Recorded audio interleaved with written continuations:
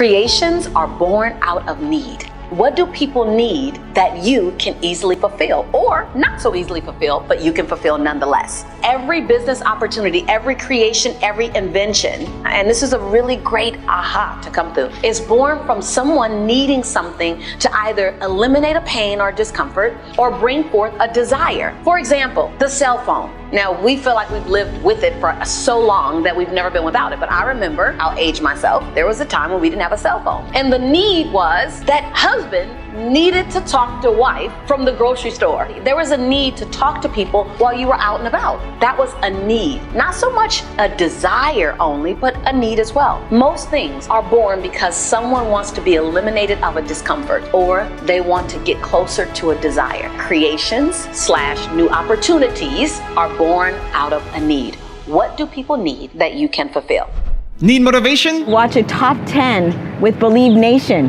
Hey, it's Evan Carmichael, and I make these videos because in my first business, I was making $300 a month. I quit on my business partner, and the thing that saved me was studying the stories of super successful entrepreneurs. So I hope that this story today helps give you the motivation you need, because I still need it too myself. So today, let's learn from one of the best, Lisa Nichols, and my take on her top 10 rules of success. Enjoy. Rule number 2, breathe more. One of the things that I've had to constantly do is remind myself to breathe. And you know, we all know breath keeps us alive, but not just breathing to stay alive, but breathing to stay on top of our lives, breathing to stay in our center place. If you're watching this channel and enjoy these videos, then you probably need to breathe more. I'm not saying you're not breathing, but I'm saying, are we taking deep, soul cleansing breaths? You know, the kind of breath that keeps us calm, keeps us centered. I was recently at a retreat that I was producing, and the doctor there, Dr. Delicia Haynes, amazing doctor, she said, breathe into 4, hold for 4, 2, 3, 4, exhale to 4, 2, 3, 4, and then hold it out to 4. 2, 3, 4, into 4, hold for 4, exhale to 4, hold out to 4. What I've learned is that the body cannot feel stress at the same time that you're taking a deep cleansing breath. This past year of my life, and so many of our lives, we felt the need to take deep breaths more than ever. Did we take it? Will you give yourself the gift of breath? Really, it's beyond the gift of breath. It's the gift of calm. The gift of, in the midst of massive movement, to be centered and to have peace in your body. Our body is our tool. It gets us to where we want to go. You have dreams. You have desires. You have passions. And the only thing that can get you there is your body. Your thoughts alone won't get you there. Your intentions alone won't get you there. Your words alone won't get you there. The tool that's there for you, the instrument, the domain, the gift that each one of us have been given. I call him God, you call him whatever you choose. God gave us the gift of our body. Give your body the gift of breath. Let's do it again. In. 2, 3, 4, hold, 2, 3, 4, exhale, 2, 3, 4, and hold out, 2, 3, 4. Right now, I feel called to speak to where people are right now. Right now, we're navigating through unprecedented times. We're pivoting, and even our pivot requires a pivot. Our plans, our second plan is requiring a pivot. So when I had to sit in silence and understand and quiet the voices that were screaming in my soul, what's going on? Am I safe? Is my family safe? Is my son safe? Is my business okay? The only thing that brought me back to my center was breathing. Whenever you feel like trauma's going on, you hold your breath. And whenever you feel you're safe again or a sense of release, you breathe again. So I just want to invite you that as you navigate through these unique times, pressure times, possibility times, somewhere in between. Give yourself the gift of deep cleansing breaths consistently. I say 5 times a day. Take the 4 in, hold 4, exhale 4, hold out 4. And if you ever heard me speak before, if you really want to go deep, then do it all to 5, the count of 5. A little more challenging, but definitely worth pursuing. It's so important to me that not only do we own our intentions, we own our voice, but that we own and hone our breath. Now, every show is not about a conversation. Some shows are about a being when you come to me. And you'll see in this season, I'm going to be about who are we being? How are we protecting our souls right now? Our thoughts right now? Our bodies right now? Our relationships right now? Our finances right now? Our spirituality right now? Now's the time for us to be inside of absolute intention, gratitude, possibility, and plans. Remember, this show is not just a monologue. This show is a dialogue. I would love to hear from you. I'd love to hear what you feel about breath. How have you been breathing lately? Or what great reminder was this? What was the aha for you? Sometimes we think that we're breathing to live, and we're really just breathing to not pass out. And this may have been a reminder for you, like, oh, there's a deeper breath that I can take. Or you want to share with me that you've been doing this and it's made a big difference in your life. Rule number 3, know when to quit. Let me just say, I know even saying the word quit can make you squirm. I know that it's made me squirm because the ego, the inner control freak immediately wants to jump in and like, no, never quit, never quit, never quit. I even got a message about it. Quitters never win and winners never quit. And while that is the case in terms of how you keep going, see, there's the thing. Most successful people you see in life, they quit all the time. Now, when I say quit, I don't necessarily mean that they start something they really want and then they stop. What they do is they say no all the time. Try that right now. No. Do it again. Do it again. Say it. No. We even feel uncomfortable saying it, right? And a lot of times you feel like if you say no, you have to say no with attitude or energy or angst. And that's not the case. Here are 3 important reframes that highlight the power of quitting. Now, I said reframe because when you have a way of thinking and you introduce a new way of thinking about that same thing, it's called a reframe. So reframe, whatever you're saying yes to means that you're automatically saying no to something else. Here's the yes queen right here. I am the yes queen, right? And I didn't realize early on that all my yeses were actually saying no to something else. Many times my yeses were to someone else about something they needed me to do. Come on, raise your hand, type your name in chat, say Yana if that's you. I'm saying yes to jump on someone else's project, meaning I'm saying no to pushing my project forward. Quitting, meaning, no, I can't do it. I need to quit. Quitting something that's not the best result producing activity that you should be doing actually opens up space to succeed in a more valuable area in your life. You can quit things before you ever start. Say no and stand firm in your boundaries. Set boundaries, time boundaries, set investment boundaries, just set boundaries. No, I'm not, here's what I'm focused on. And it doesn't have to be with energy and with negative angst. So I'm here to remind you, don't give away your yes too easily.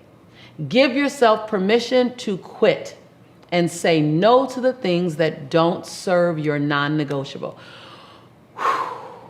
Take that in. You're non-negotiable about something. And if you keep saying yes to that something else, it doesn't show that you're non-negotiable.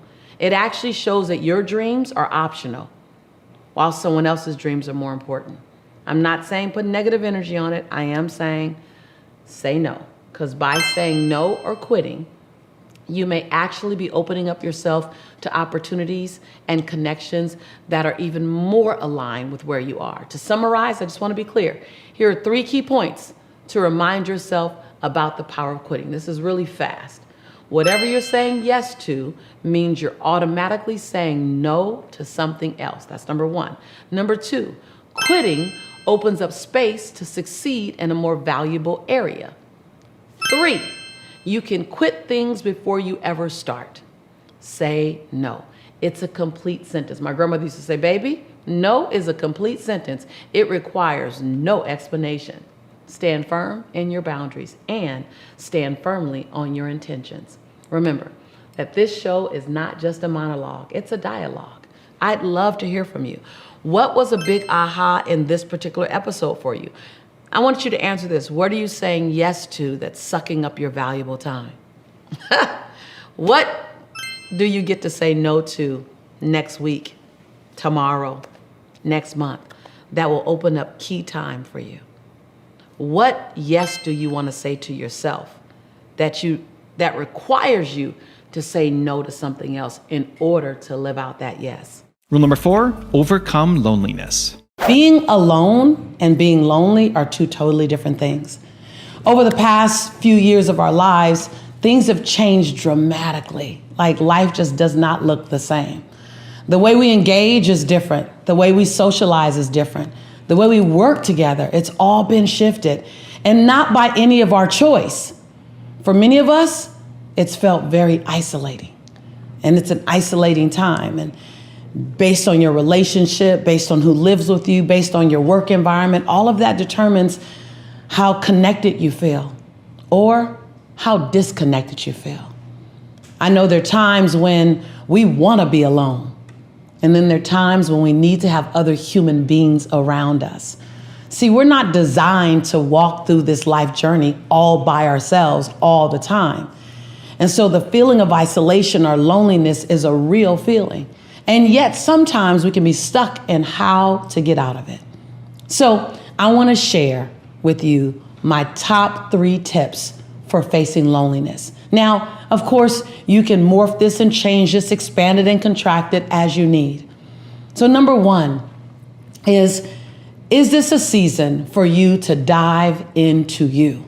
I know for me, when I got caught in all of the craziness of the pandemic, I realized that it was an opportunity for me to stop and be with Lisa. Because guess what? There were so many things I was doing that I loved doing, but I'd outgrown. I was ready to stop. And the pandemic and everything around it stopped me so that I can look at Lisa, so that I can dive into Lisa. So number 1 is what part of self-growth and self-love and self-development that requires you to sit still and maybe be with self. Not be alone, but be with self. Number 2, how do you shift your energy to find new possibilities for connection so that you remember that you're not alone? How creative can you be? What can you do? I remember when I called my first family Zoom connection, family connection call, sip and celebrate, you guys. I was so nervous that everyone was going to say, Lisa, you're so hokey, because I am. I could be kind of corny. Lisa, you're so, I just felt like they were going to judge me. I was nervous. And my cousins came in and my aunts came in and my uncles came on. And man, everyone was like, this was really cool. So shift your energy to find new possibilities for connection. What can you do? I remember a girlfriend of mine said, let's get online. Let's get on WhatsApp. Let's invite a bunch of people in one group. Let's all wear funny hats and let's get our favorite drink. I was like, okay, it was really good. It was really good. I started on Sundays calling one person each Sunday and spending 30 minutes just connecting. I just had to get creative, and I want to invite you to do the same. And then lastly, remember that you are not alone. You're not the only person that's going through this time. And you can reach out to someone. And you can even reach out to someone and say, today I was feeling a little disconnected, so I wanted to reach out to you. Whether you do it in video, I start shooting a lot of videos. And you know what I would say in the video? Hey, I'm sending you this video to say hi, and I'm sending you a video because I don't want you to forget what my face looks like during this time. And everyone loved it. They sent me a response back. You're so crazy. I love you. And it was so great to see your smile. And then for me, Even though the world had shut down and the world was clamping down, I opened up my heart. I didn't shut down my heart, not only for family, but for love. Also, to make sure you're actually taking action after watching this video, I've designed a special free worksheet just for this video. The worksheet will highlight all of the lessons learned in this video, as well as pull out our 3 favorite learnings and quotes that will inspire you to actually do something. The worksheet will also give you space to write down what your key takeaways are and your specific plan of action to make sure you're getting results. If you want the worksheet designed specifically for this video, absolutely for free, there's a link in the description below. Go click on it and start building the momentum in your life and your business. I'll see you there. Rule number 5, find happiness. Happiness is one of those conversations that and experiences that can be a bit elusive, because people believe that when they found happiness, that it should stay forever. And the reality is, happiness is one of those ebb and flows. That happiness today will look differently than happiness did 3 years ago. Happiness 3 years from now will look different than the way happiness looks for you today. Happiness is something that expands and contracts. Happiness is something that you bring into a room, not what you search for a room to give to you. What I love about happiness is that it's something that you can carry with you. It's like a light. You know, we have people in our lives, and you may be one, or you may know of someone, where you step into a space and you measure the joy in the room or the light in the room, and then you adjust your light accordingly. Happiness is sort of like that light. Then there are others, like I've learned to be, where you step into a room, and when you step into a room, you actually bring the light in the room. Not that the room wasn't bright before you came, but you carry your own palette, you carry your own storage of happiness, meaning your temperament of joy is set and decided before you interact or engage with anyone.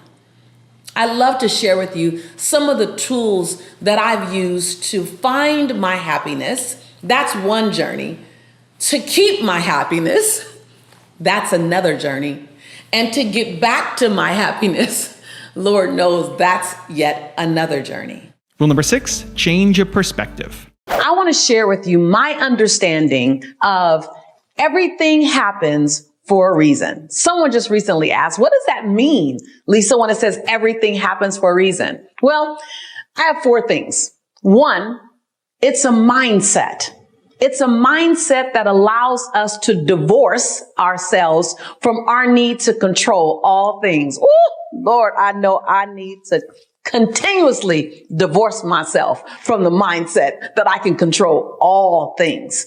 So number 1, I think making the statement, everything happens for a reason, allows you to relax and let go a bit and really divorce yourself from the belief system that you need to control all things. And number 2, I think that it lends to this great statement that I once heard years ago. I don't know who I heard it from first. I didn't create it. It just has been a lifesaver for me. And that's the quote, man's rejection is God's protection. Whew. For me, that means when things don't go the way I thought they should go, sometimes it's not only okay, it's for the best. That there's something I couldn't even see. Now, the word man is used loosely. Man's rejection is God's protection. Can also be a woman, could also be a job, could also be a project, could also be a career. It could be anything. But for me, it says when this door doesn't open for you, it's because you're being protected. Not only is there another door, but that door wouldn't serve you at the highest level if you went any further. Man's rejection is God's protection. It's been life for me. And 3, to recognize there are blessings even in the no, even in the breakup, even in the release of a job, even in the you didn't get the proposal, even in that thing that you thought you should have. In the no lives blessings as well. And 4, really understanding that everything happens for a reason is an invitation to see beyond the inconvenience in the moment into the learning lesson.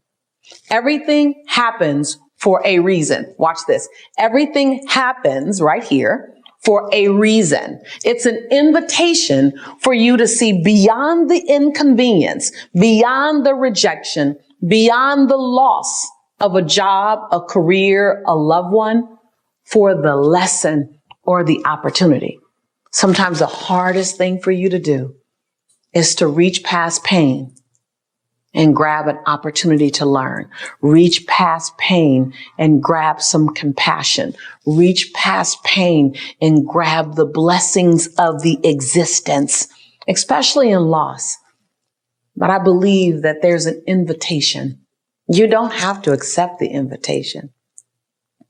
But there's, in every difficult moment, there's an invitation to see beyond the inconvenience, to see beyond the pain, to what's the learning lesson, what's the opportunity, what's the blessing.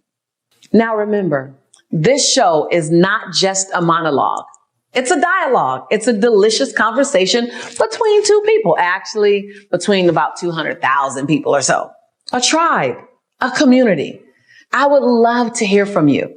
What was the big aha in this? What have you been holding on to? You couldn't find reason for it. What have you been frustrated about? And one of the 4 things I've said went, oh, that might just be it. Rule number 7, add value to others. Recognize that money isn't earned or given. Money is created. Money isn't earned or given. Money is created. Now, I know jobs allow you to earn money. People will give you money. But when you look at it from a mindset that money, revenue, is created, meaning, what do I have? What can I create? What do I know that's of value to others? So much so that they will put a monetary exchange on it. Matter of fact, what do I have? What do I know? What can I do? Then how can I position it to the people that need it most? Then how can I offer it at a rate that they would say, absolutely, even if it's a stretch for them? So money is created. When I got that, I didn't know that for years. I thought, I just got to get another job. I got to work another hour, until I ran out of hours in a day. I would start work at 9 a.m. I would end work at midnight. I worked 2 jobs. I left home at 7 a.m. to get to my 9 o'clock job, and I got off work at midnight. My 2 jobs. There was no more hours in the day. I was at my max. So I had a choice. Live at this max, live at this rate for the next 30 years, 40 years, or create something. And so I began to look at how can I create an exchange? And when you get that creative, now I got to tell you something, you won't ever find this inside the box. Matter of fact, you won't find this right on the outside of the box. In order to get to the place where you recognize that money is created, and for you to create more money in your life, more opportunities, more revenue streams in your life, you have to recognize there isn't a box at all. And my third point, that when you are looking at creating new opportunities, you have to look at yourself as, I am the answer to a need. I am the answer. What I have, what I do, or what I know is the answer. So that comes with self-esteem. Now, and I don't say that from an ego-based way. I don't say that losing all humility. I don't say that without the grace of service. I say that from a self-esteem perspective. Can you be the answer, bring the answer, or be able to go get the answer for someone? Can you be the solution? If you are a master organizer, that's just what you do. That's not me, but that's just what you do. Then you are the answer to someone like me. You're the answer to our needs. I love a well-organized house. I'm just not the best organizer. I love structure and systems. I just don't do structure. I don't create structures and systems well. I follow structures and systems well. So I'm always hiring someone to help bring structure.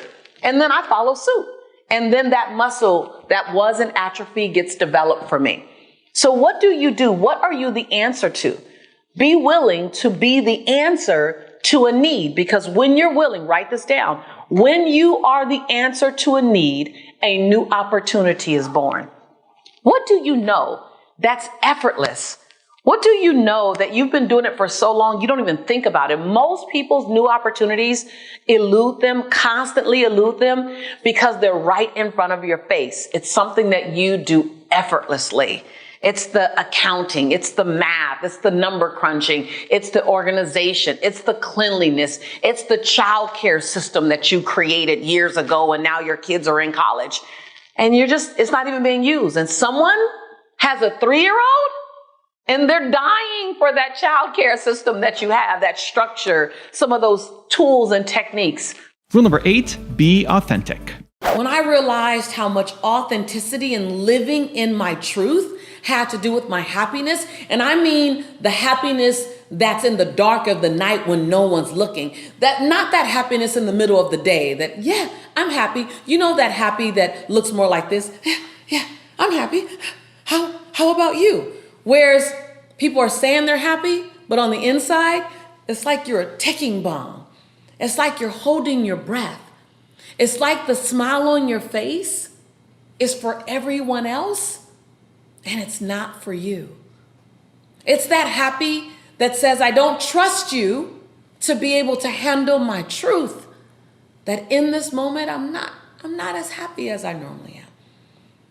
It's that authenticity that leads to you being able to say what you need to say and do what you need to do to be the man, the woman you've always known yourself to be.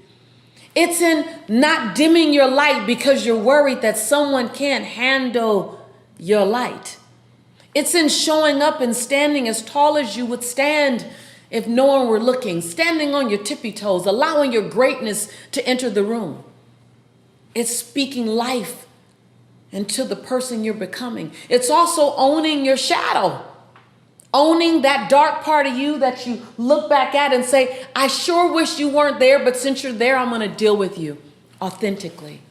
Happiness lives inside of authenticity. Rule number 9, get back on track. As they're higher achievers, they also realize that they hunted a whole lot more when they had less, when they needed to stabilize their life or they needed to get to a particular goal just to allow themselves to breathe. And in the last 5 years, some 10 years, some 15 years, some longer, they've gotten to a place of complacency. So I get asked the question a lot, how do I jumpstart again when I've been complacent?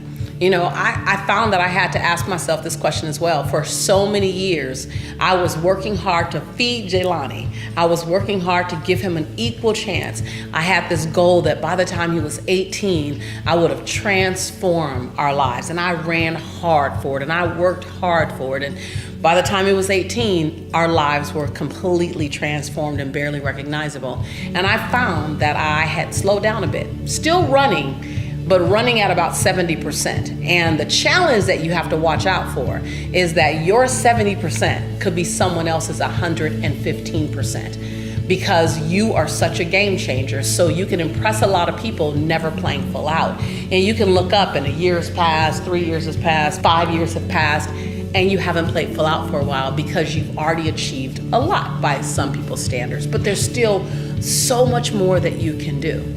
I want to coach you in this way. Dream a dream or set a goal that's big enough to make you get nervous. Oftentimes, if you're not setting a goal that's beyond 3 years out in front of you, there's not enough to run for. So I want you to look at your goals. Can you achieve them in a year, 2 years? I want you to set a goal for 3 years, set a goal for 5 years, and set a goal for 10 years. Yes, I said 10 years. When I did this phenomenal program called Lifebook, they had me set 10-year goals, and I was so uncomfortable. I sat there silent for a moment. I hadn't thought 10 years out about my life. But if you go out far enough, 10, 5, 3, then all of a sudden you're playing for something so much bigger. And then set a goal that makes your knees knock and your teeth chatter a bit. If you know how to get to your goal, you're not dreaming big enough. Now, the goal also has to be realistic. So it has to be realistic, something you can do. If you're currently making $80,000, then your goal in 3 years isn't to make $500,000 unless you have a path that's viable to get you there. That's real. The thing that's really important to remember about a goal is that if you set lofty goals that you will never hit because they're not realistic in the first place, you have to set realistic goals. Doesn't mean you're not capable, doesn't mean that you don't believe in yourself, but realistic goals. If you set a bunch of unrealistic goals and you don't hit them, every time you don't hit a goal, you lose just a little bit of hope in yourself. And rule number 10, the last one before some very special bonus clips, is speak up.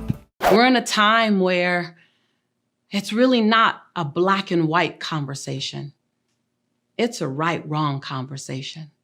It's a humanity and the human race is one race, while we are all having different experiences. We need to be willing to cross cultural lines, be willing to cross religious lines, be willing to cross social economic lines. We need to be willing to have courageous conversations, even at the risk of it challenging our comfort level, requiring us to push past the discomfort, speak to the obvious, speak to the not so obvious, to educate with compassion and awareness and conviction. Be willing to sit rooted in the commitment to cross the line so that we can come out of this together. This is not a right-wrong conversation. This is not a matter of saying, because I believe that Black lives matter, I'm saying that brown and white lives don't. This is a matter of saying, I want all of our children to feel safe. I want all of our children to have the same experience. It's you and I against injustice, against racism, not against each other. And so I want to invite you to be willing to speak. Speak to inspire, not to impress. Speak to inspire and encourage, not just to be right. Speak to challenge the status quo, not to put down. Speak to lift up and not to dismantle. Speak to encourage and make people aware, not just to make your point. But when all else fails, speak. Speak with courage, speak with conviction, or even be willing to speak with a quiver. Just speak. I heard a friend say, to sit on the sidelines and not speak is wrong in and of itself. Wow. And the fact that he didn't look like me, the fact that his life is a different experience than mine based on his nationality. I know that right now there's a lot of turbulence. I know that right now there's a lot of tension. I know that right now there feels to be a lot of friction. I know that right now there's 1,000 reasons to be divided. I know that right now there's reason to want to be quiet or scream. But I challenge you. Right now, speak. But speak with passion and conviction. But speak with compassion and empathy. But speak with awareness. Speak and share history. Speak to not be right. Speak just to be heard. Speak to connect. Speak to influence. Speak to heal. Don't just speak so that people know you have something to say. Speak so that your words, when heard, they encourage someone to stand a little taller. They encourage someone to hug a little tighter, hold a little longer. Speak to incite change, to invoke possibility. Or don't speak at all. Our children and our children's children will live with the results of what we said in this time or what we didn't say in this time. I know that our cells are filled with so much emotion or feeling. I know that our minds are screaming with so many things being thrown at us via media. What's said the loudest isn't necessarily correct. What's spoken of most frequently isn't necessarily the truth. So don't be confused by the media or all the optics. Go deep into what you know. Go deep into the background. Go deeper into understanding. Trust yourself and trust those around you in this community. If you're watching this video, if you're on this channel, then you want to be a change agent on the planet. If you're watching this channel, then you know that there's something in you, that you're not just a participant, you are a gladiator. We're talking about living in an optional state. Now, what does that mean? See, optional is when you have a goal. It doesn't mean that you don't care about anything. It means you have a goal. I really, really want to achieve that goal, unless it costs me too much money. I really, really want to make this relationship work, unless they get on my last nerves and I don't feel like editing my words. I really, really, really want to lose weight, unless it makes me do too many things I don't want to do in the gym, or say no to too many things in the refrigerator that I want to say yes to. It's living in that space where I would love, unless it takes me into discomfort. See, there's a distinction between optional and non-negotiable. See, optional, you can really want something. You normally want it for years. Think about it. I mean, just think about it right now while we're talking. What's that something that you've been wanting for a while? And yet, it really is still optional. It could be a strong, strong, strong desire, but it actually still is optional. Meaning you haven't moved every other option off the table and said, hold on, no matter what. You haven't gotten radical about it. You're still kind of polite about it. It's still optional. I have a question for you. What has optional cost you? What does optional cost you as it relates to that something? Whether it's your finances, I really want to save. I really want to grow my finance. I really want to buy another home. I really want to buy my first home. I really want to get out of debt. I really want to transform my financial life. But what is optional? Meaning I want it, but I haven't done enough in it. I've been willing to start and stop and start and stop and start and stop around your health and wellness, around your dreams, around writing a book, around a relationship. What has optional cost you? I know this might sting a little bit, Lisa. I'm really not happy you're doing this, but I love you. You know I love you, and we got to find out. Begin to think of what have you lived like it's optional. What are the areas of your life that, it's there, but it's not a non-negotiable yet? And what has that cost been for you? For me, let me just share with you, my health and wellness was important to me.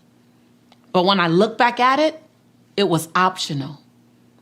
I mean, I went on diet after diet, probably about 19 different diets. I hired trainer after trainer, probably 9 different trainers. I had conversations about it, but I wasn't willing to be non-negotiable. I wasn't willing to be radical about it. I wasn't willing to be inconvenienced for my dreams about it. I just wanted change, but I wasn't willing to do everything all the time, full court press, consistently, long enough to make a difference. How do I know that? Because for over 19 years, I was over 200 pounds and I had multiple medical challenges. And when I became radical several years ago, I didn't ask, what do I have to do? I said, I'll do whatever. That was the difference between optional and non-negotiable. So what does optional look like for you? And what does non-negotiable look like for you? Again, in your relationship, what if you move to non-negotiable in your relationship? See, to me, non-negotiable in a relationship, whether it's with a sibling or whether it's with a child or whether it's with a parent or whether it's with a lover or a life partner, whether it's with a business associate, non-negotiable in a relationship looks like to me, I no longer have to get the last word. Non-negotiable looks like to me, I'm going to make sure every time I speak, I leave their dignity intact. Every time you speak, their dignity is left intact. Non-negotiable in a relationship to me looks like finding out what they need. In a conversation, even a conversation of tension or resistance, you look past the words to what their need is. And then you do everything you can to fulfill that need.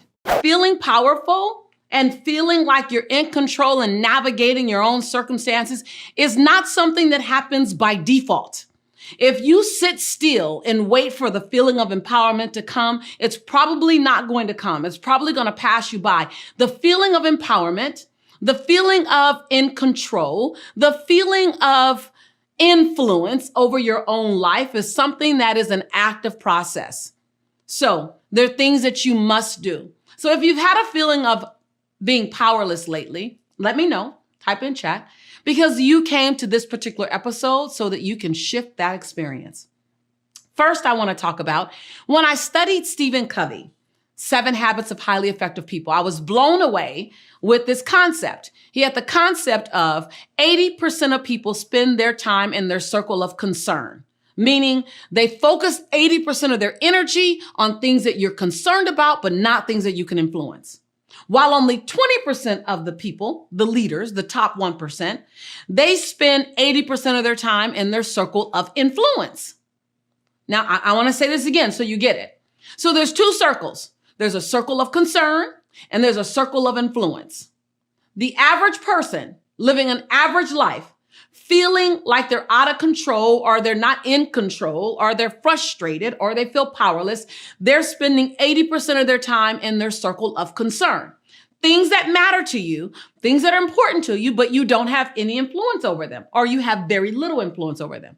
While top 1%, people who are game changers, people who are changing their lives on an ongoing basis, they spend 80% of their time in their circle of influence and 20% of their time in their circle of concern.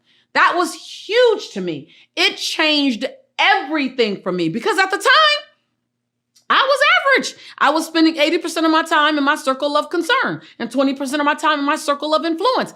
And I didn't even know it. This might be new news to you. It might not be, but it might be new news to you. Like, oh, there's 2 circles. And so you don't change overnight. You don't just go from 80 over in one circle to 80 in another. You go from 80 in your circle of concern, and then you begin to work on things that you can impact more often. And you begin to focus your attention on things that you can shift and things that you do have more control over and things that you can influence. And all of a sudden you look up and you're spending 70% of your time in your circle of concern. And you continue to do the things that you can drive. You continue to own your finances and you own your health and wellness. And you turn up the ante on your relationships. And you begin to spend more time over here in your circle of influence. And now it's down to 60. And then it's down to 50. And then it's down to 40. Again, it doesn't happen overnight, but it happens. How to step and stay in your power. Understanding the power you have even when you don't feel like you have it. See, power and your strength, your resiliency, your tenacity, it's not determined by the weather outside or the politics or the social movements or the climate or the health conditions. Your power, your resiliency is there. Some days it's active and you're living in your power, you're owning it, you're walking with it, you're walking beside it, you're walking in front of it, it's walking in front of you. Power's everywhere around you. And on other days you have it, but you set it on the shelf. No one took it away from you. I know there are times we may feel powerless, but no one can take your power. No one. You may have to have reserve power. You may have to think about it differently. It may not be an active power, but power is always yours. You're always in the driver's seat of your life. And I'm not saying that excluding that things may happen to you, but I promise you that there's a point when you can slide back into the driver's seat. Number 2, when you feel like you've slid out of your power, how do you get back in it? Well, I'm going to tell you from my experience. Back in 1997, I had gotten into a toxic relationship. And the relationship left me feeling powerless. My partner in that relationship turned emotionally abusive, verbally abusive, and then ultimately physically abusive. And at the end of that relationship, I felt like I'd lost who I was. And as a result of losing who I was just his girlfriend. I was just his fiance. I was just Jelani's mom. I was just this abused woman. I had to go back and remind myself who I am. So whenever you feel as if you've lost your power, really you've lost sight of who you are and who you've always been. So what are the reminders? Number 1, take Post-it notes. with affirmations and stick Post-it notes with affirmations wherever you spend time. So the first place I stuck them was on the bathroom mirror, so that while I was brushing my teeth, I looked up and I saw a reminder, because you need reminders to get back in your power. I saw a reminder saying, Lisa, you are built from greatness. Lisa, you're a divine being. Lisa, you're a child of God. Lisa, greatness is your birthright. Lisa, happiness is your birthright. I would look up while I'm brushing my teeth, and it was like something was reminding me, like, oh yeah, I forgot that. Oh yeah, I am. In my bedroom, on my bedroom headboard, my bed headboard, it said, you only have to accept healthy love. On my headboard, on the back of my front door was a Post-it note that says, you are ready for the world and the world is ready for you. That was 1997. Like, that's how important those affirmations were in getting me back up and getting me back into my power, turning my crawl into a walk and my walk into a run and my run into a soar. And so if you want to get back in your power, begin to read things and write things to remind you of who you've always been. You may not see the evidence now, but it doesn't mean it isn't so. Define in your own terms, in your own language, what makes you happy. So often we're chasing someone else's version of happiness. We're chasing what media and society and what the masses say makes us happy. Well, define for you. What makes you happy? What type of relationship? What type of friendships make you happy? What type of family, what type of encounters in your family make you happy? What kind of romantic experiences? These are all very big, by the way. There's not one answer to any one. There's like a list of answers to each one. What type of physical experience make you happy? What kind of environmental experiences make you happy? What makes you happy? What makes you happy? Travel? Is it rest? Is it lounging? Is it hiking? Is it trying new adventures? One new adventure each year? What makes you happy? Define happiness for you. Because if you don't define your happiness, someone else is going to define it for you. I want to go into a deep dive on how you can really expose the truth. What does it take to expose your truth? First of all, courage. Be ready for whatever comes out. You can handle it. Hello, note to self, hashtag, I can handle my own truth. Just say it. I can handle my beautiful truth. I'm really, really good at this. Or I can handle my messy truth. You know what? I keep ending up here again. I used to get a stack of mail from Wells Fargo, and I never opened it. Why? Because I knew what it was. NSF, non-sufficient funds, non-sufficient funds, non-sufficient funds. And for years, I opened the mail from Wells Fargo, still with the same bank. And now I know it's something different, because I had to look at that like, Lisa, you are creating this reality where you keep getting these little thin envelopes. It wasn't a lot, because it was one sheet of paper in there that said, oh, by the way, did you know that you did not have enough money in the bank for the check that you wrote? And oh, by the way, do you know that that's going to cost you $35 additional? So that was my reality. I had to accept that truth. You are creating this financial I can't get mad at my bank. So step number 1 is have the courage. Have the courage to embrace your truth. Step number 2, I want you to get rooted in your truth.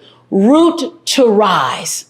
Go into an internal game, internal validation versus an external validation. I know that's easier said than done in this social media polarizing world where everything is snapshotted, everything is filtered, everything is videotaped, everything is posted, everything is commented on, everything is thumb up or thumb down. Wait, hold on, pause, brakes. Internal validation is first and foremost. Root. Be willing to go inward. As my boy Sean says, there's a reason why a hurricane will knock down a 20-story building before it uproots a tree. Because a building does not have roots, but a tree does. So what's your core belief system? What's your foundation? What brings you joy? What's your success? How do you define your success? Nobody can define your success but you. Not your mama, not your daddy, not your man, not your woman, not your kids, not your friends, not your career, not the title on your business card, not the balance in your bank account. You define your joy and you define your success, and you get to redefine it. You're entering into new seasons of your life. Listen, the way you identified it in 2018 may not be the way you identified in 2022. What does it look like today? Understand, and realize that self-esteem is self-understanding. Self-esteem is understanding and being fluid and flexible in who we are and where we are at any given moment.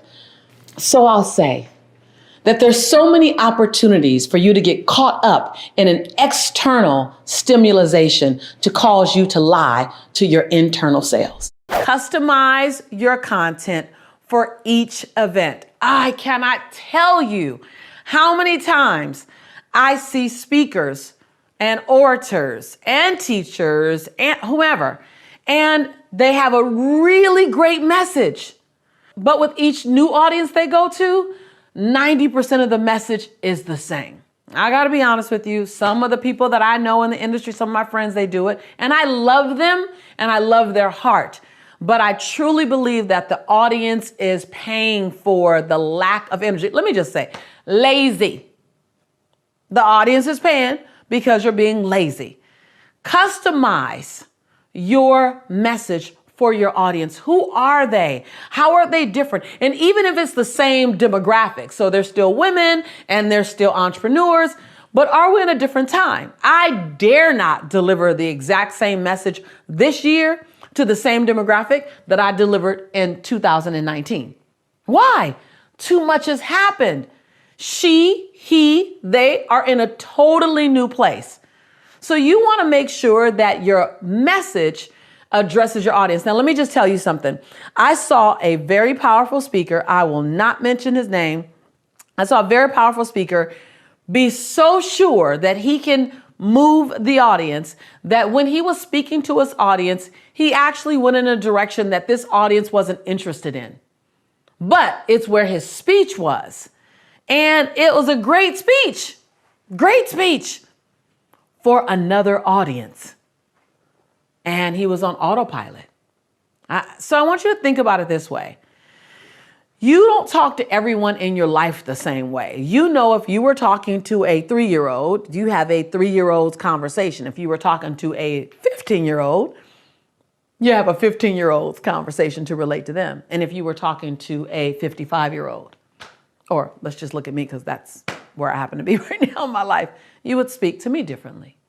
And so you don't speak to your partner the way you would speak to your boss, the way you would speak to your children, the way you would speak to your friend. You talk to them in a way that fits the relationship that you're in with them. Your audience is the exact same way.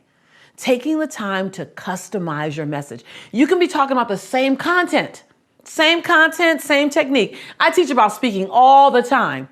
But I'm always saying, am I talking to a corporate employee? Am I talking to a corporate exec? Am I talking to an entrepreneur? Am I speaking to a teenager? Same content, but I apply the message so that it fits the audience. This allows the audience to feel as if you've customized something for them and they have a more intimate connection to you.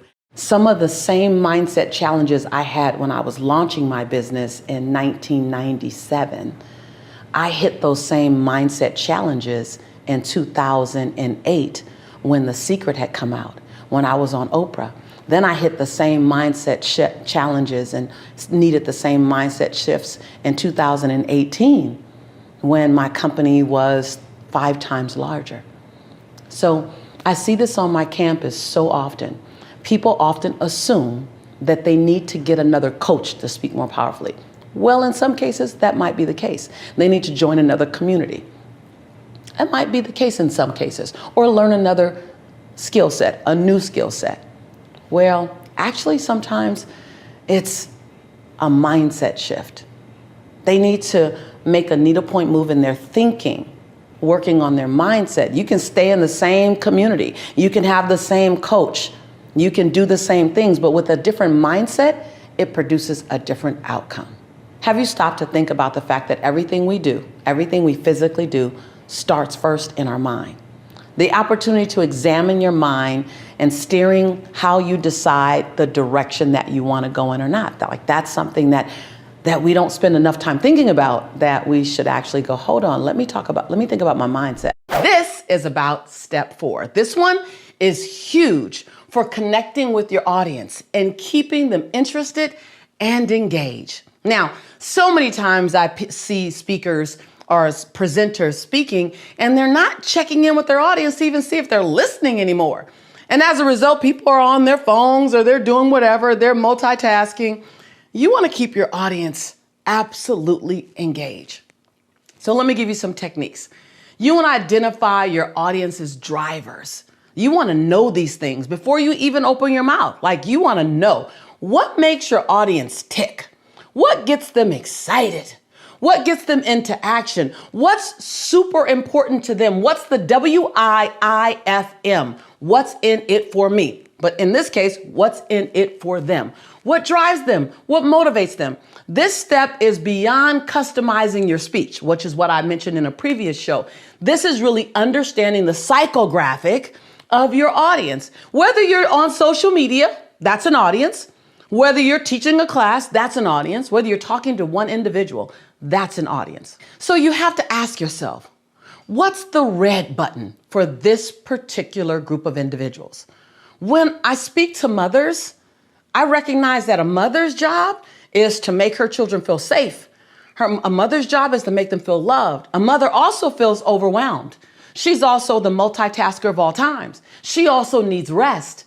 And she wants to be acknowledged.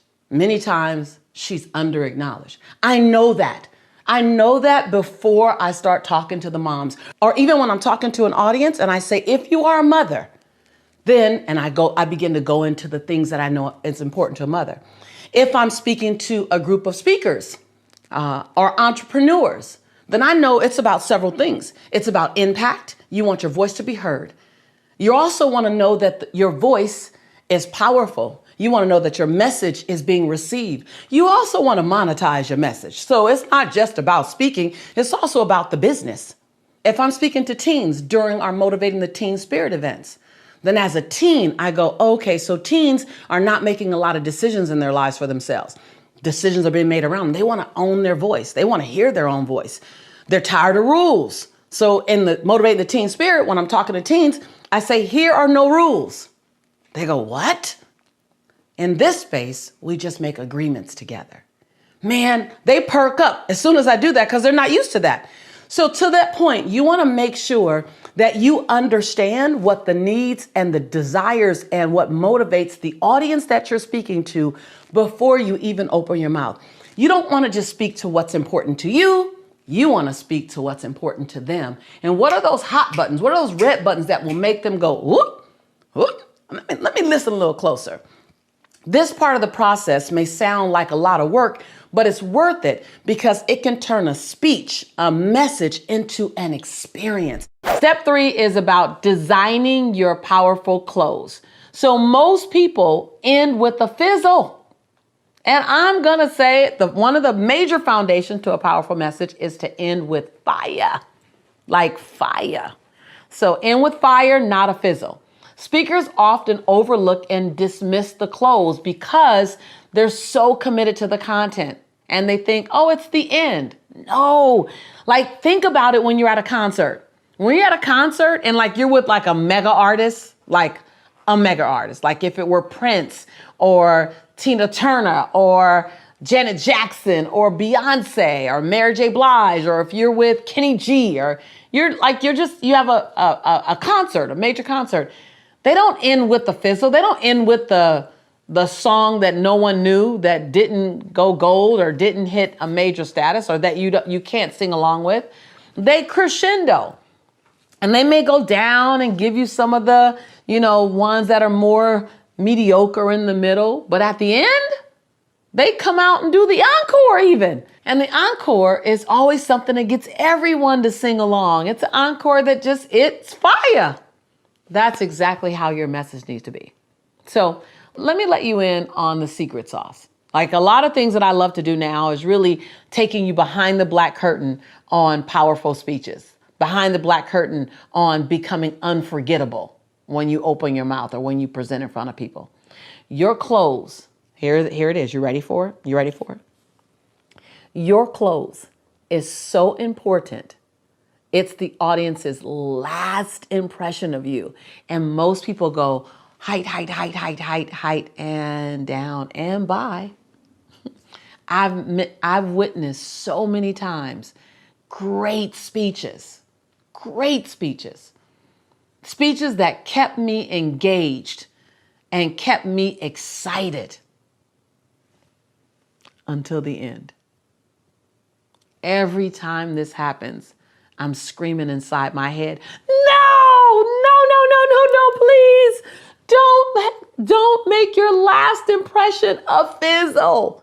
You want to be consistent. Diana, you talked about you post every other day. That sounds like it's consistent. However, in the posting every other day, are you moving them through a journey? Are you just providing content? Are you speaking to something way out there? Are you inviting them every third or every second invitation? Are you inviting them to join? Are you inviting them in such a way that you're inviting them to get the solution to their problem by choosing you? Or just inviting them to subscribe or inviting them to follow you? I see so many entrepreneurs out there doing it wrong because they're blending social media with business building media. They're not the same. They're both done on social media. But social media is just, hey, let me hang out, let me TikTok, let me share a little something with you. Business building media is you have a strategy. I'm gonna serve. I'm gonna become the owner of this content. I'm gonna become considered the expert in this area. I'm gonna invite you to join me, join my tribe. Click here, come get this free, assessment that I have, get this free newsletter I have, if you want to grow in this area. So it's important to ask what I call a benefit-based question. If you want to grow your business, you want to be consistent in your life, I'm just making this stuff up. If you want to trim your body and tone your muscles, then join me here in this campus because I can help you get there versus just follow me. Right? So you want to be consistent with your posting, but you want to post to a benefit-based, problem solution based, and then you want to make some invitations. So many times we want to be paid, we want money, we want our bank account to just magically grow without us doing the work necessary to accept payment. And if you're already accepting payment, do the work necessary to accept a greater, bigger, bolder payment. I'll never forget when my fee was $3,000 as a speaker. I was like, oh my God, this is everything. And then it went to $7,500 as a speaker. I was so scared, no one's gonna hire me. Oh my God. It had nothing to do with the value I brought on stage. And then I went to $10,000 and I'm mortified. I'm sweating, everyone's sweating. And I remember I was at an event with Les Brown and he went up and he did it, boom. And I went up and I did it, boom, boom. And he looked at me and I looked at him and we had a candid conversation and he asked me my fee. And at the time, I don't know what his fee was, maybe $20,000 or something. And he asked me my fee and I was like, 10,000. And he looked at me and literally you could see how the fee didn't match the experience. Now your fee doesn't match your worth, but I knew I should have been different. I knew that. And he looked at me and he said, if you charge $5,000 and you play full out and did what you just did, and you go home with $5,000 and the client goes home happy, everyone's good, right? I said, yes. He goes, and if you charge $15,000 and you give him what you just gave him, and the client goes home happy and you go home happy, then all's good, right? I said, yeah. He goes, which experience do you want to go home with?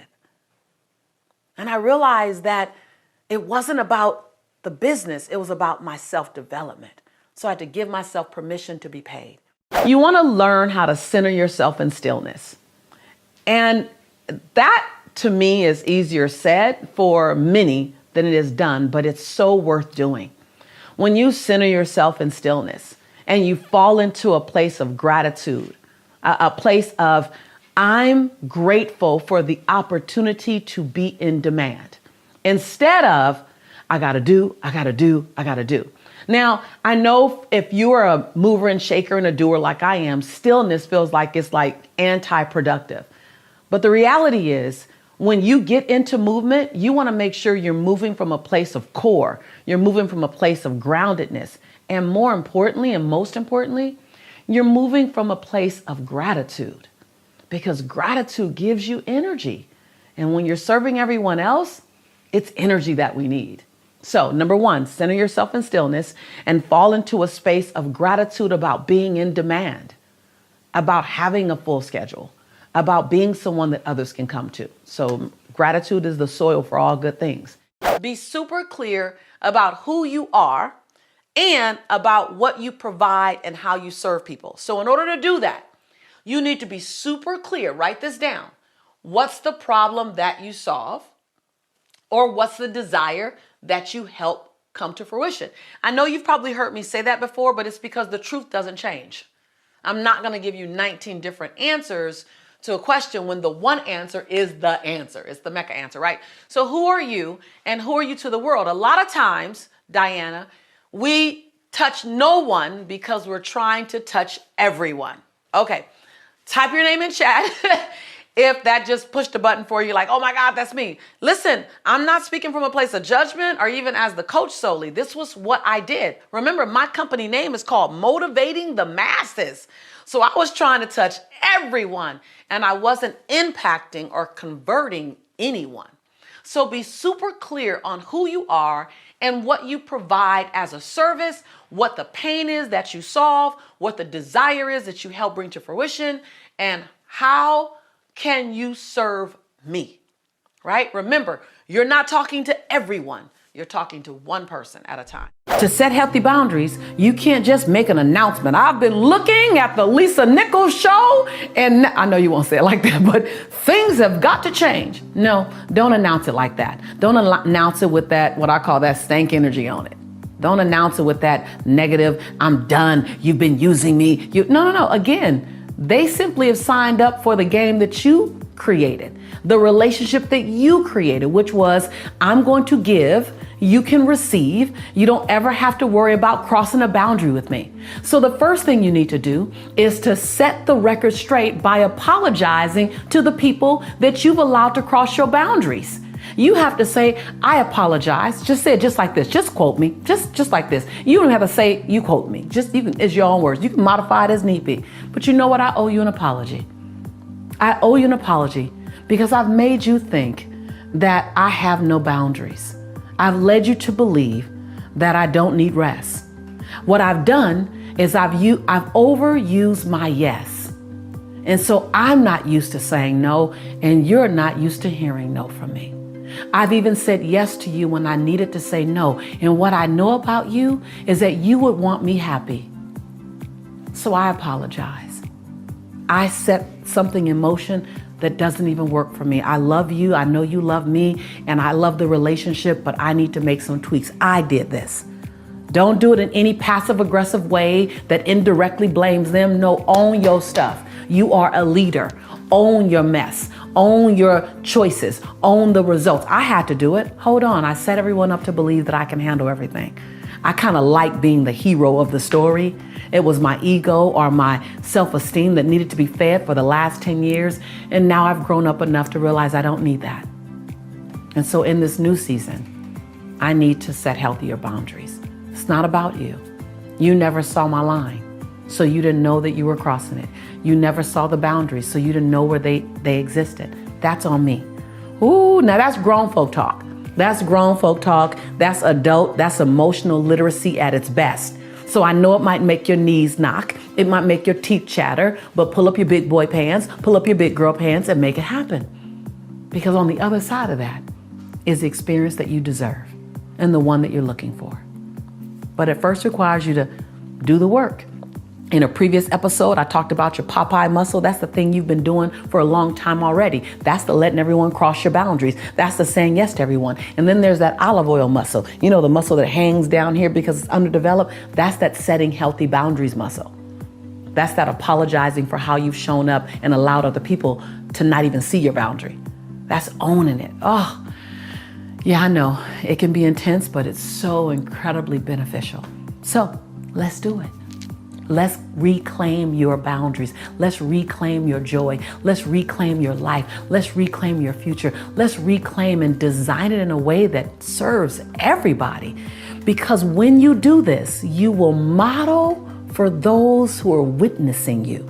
You will model. People won't choose to be out of relationship with you because you apologize for never setting boundaries. It'll be a little disruptive. It'll be a little uncomfortable. It'll be a little new. And then they'll settle in it. And then we know something new. And then you've inspired others to do the same. I look at my life as a young woman in South Central LA, living between the Harlem Crip 30s and the Rolling 60s. Those are not cheerleading squads, y'all. Having 3 fights a week to get home from school, and that was the easy part. The hard part was the fact that my highest grade in school was a C+. See, when some of you brought home C's, your parents were frustrated. When I brought home a C, my parents were excited because I was severely dyslexic in school. So it took me a lot longer to learn. The last time I took an English class, I got a fail. And my English teacher said, "Lisa, you have to be the weakest writer I've ever met in my entire life." I said, does that come with an award? I am kind of collecting awards. And the last time I took a speech class, my speech teacher gave me a D- and said, quote unquote, "Miss Nichols, I recommend that you never speak in public, that you get a desk job." And what it showed me was that some of your best motivation might come wrapped in sandpaper. Some of your best inspiration comes with some pricks and some nails and some thorns around it. Some of your best inspiration came in an experience that you didn't ask for, you didn't want, and you'd never want to have again. Some of your best inspiration, some of the very thing that's fueled your soul to get you here, came in an experience that you dare not wish on your enemy. You dare not wish on anyone. But yet it still fueled you to come and step inside your quest. So when you ask the question, am I on the right path? How can you not be? If you can still see light, how can you not be? To the conversation about money and wealth, it's one, being willing to release a familiar now for an unfamiliar future. Now that's easier said than done, yes. And it's bigger than it sounds. Are you willing to have your future look unfamiliar, and in some cases, look around and you don't recognize anything? Are you willing? Are you so tied to the comfort of what you know, even in its discomfort? So I was willing to reinvent myself 1,000 times. Are you willing to reinvent yourself? Are you willing to introduce yourself to the new version of you? Yes. Are you willing to go places you wouldn't go and do things that you traditionally wouldn't do? See, I wasn't traditionally in meditation or in visualization or hanging around older white men, or like I had 1,000 things that I didn't do traditionally. Whenever we have guilt about feeding ourselves, serving ourselves, giving ourselves anything that we need to look at that closer. I used to say I felt guilty about having self-care and doing self-care because of what it took away from Jelani, my son, or what it took away from my parents, or what it may have taken away from my clients. But the reality was, it was simply the need for more personal development. For me to understand, I'm not only worthy, you're not only worthy of success and abundance, you're worthy of self-care.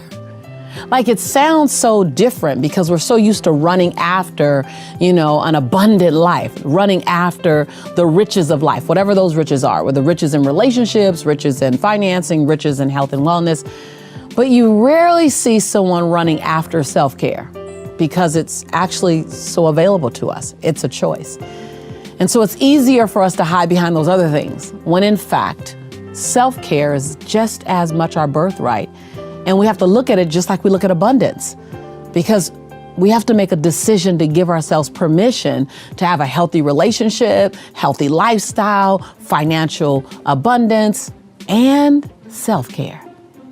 That self-care is a demonstration of self-love. So, self-care is a guilt-free act.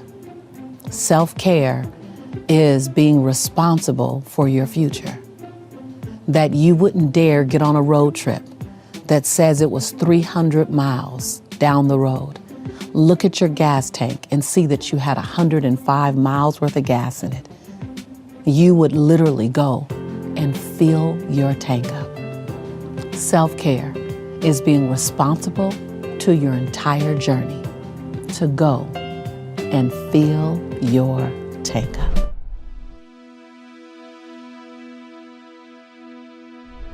Because you made it this far in a video, I want to celebrate you. Most people start and don't finish. Most people never actually follow through. Most people say they want something, but they don't ever do the work to actually get it. But you are different.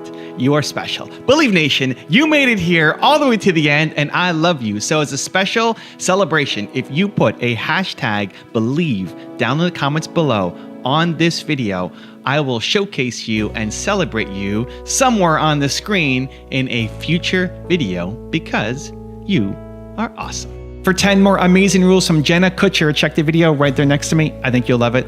Continue to believe, and I'll see you there. I had to build up the confidence in myself to go all in on every single thing. I feel like there are two camps of people. The people who are like, jump and the net will appear, and the people who are like, let me weave my net so that I feel safe enough to make the leap. If you want another awesome video in our Black Excellence series, check out the video right there next to me. I think you'll enjoy it. Continue to believe, and I'll see you there.